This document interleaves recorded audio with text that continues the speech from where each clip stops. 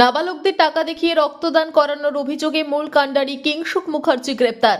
নাবালক ছাত্রদের আর্থিক প্রলোভন দেখিয়ে রক্তদান করানোর অভিযোগে আরও এক ব্যক্তিকে গ্রেপ্তার করল দুর্গাপুর থানার পুলিশ। পুলিশ সূত্রে জানা গিয়েছে, ঘটনায় মূল কাণ্ডারি হিসেবে উঠে আসা কিংসুক মুখার্জিকে ওড়িশার ভুবনেশ্বর থেকে গ্রেপ্তার করা হয়েছে। অভিযোগ, দুর্গাপুরের বিধাননগরের একটি বেসরকারি হাসপাতালে ইস্পাতনগরীর একটি বেসরকারি স্কুলের কয়েকজন নাবালক ছাত্রকে নিয়ে গিয়ে রক্তদান করানো হয়। এর বিনিময়ে তাদের টাকা দেওয়ার প্রলোভন দেখানো হয়েছিল বলে অভিযোগ।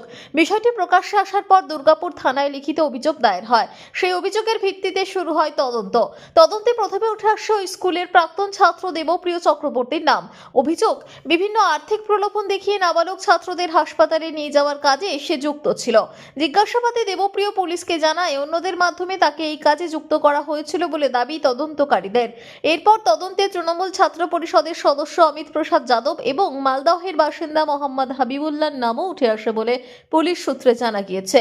তবে তদন্তের গতিপথ আরও বদলে যায় কিংসুক মুখার্জির নাম সামনে আসার পর।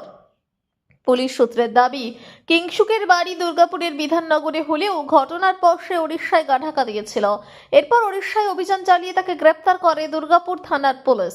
আজ দুর্গাপুর মহকুমা আদালতে পেশ করে দুর্গাপুর থানার পুলিশ।